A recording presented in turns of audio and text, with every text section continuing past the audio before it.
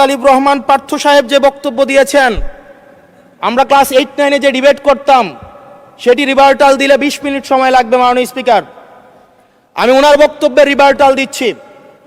উনি বলেছেন যে আমি কোট করছি, উনি বলেছেন ৭২-এর সংবিধানের কিছু কিছু বিষয়কে ওনারা সম্মান দিয়েছেন। তার মানে কিছু কিছু বিষয়কে ওনারা সম্মান দেয় নাই। তার মানে এই অভ্যুত্থানের পরে এই সংবিধানের কিছু অংশ ওনারা মেনেছেন, কিছু অংশ ওনারা মানেন নাই। ওনারা কেবল ওই অংশটাই মেনেছেন যে অংশটা ওনাদের পক্ষে গিয়েছে, যে অংশটা ওনাদের বিপক্ষে গিয়েছে এই অংশটা ওনারা মানেন নাই।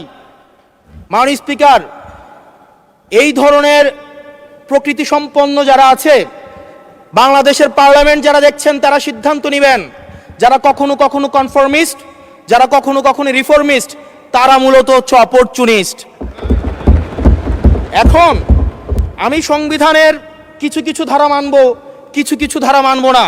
আমি কখনো কখনো সাংবিধানিক, কখনো কখনো আমি অসাংবিধানিক। মাননীয় স্পিকার, যখন ডক্ট্রিন অফ নেসেসিটির প্রশ্ন আসে, মাননীয় স্পিকার, এই এক্সিস্টিং সংবিধান অনুযায়ী যখন 7A এবং 7B বলবৎ থাকে, সেই জায়গা থেকে আইনজ্ঞরা, মাননীয় স্বরাষ্ট্রমন্ত্রী উনি থাকলে ভালো হতো। Doctrine of necessity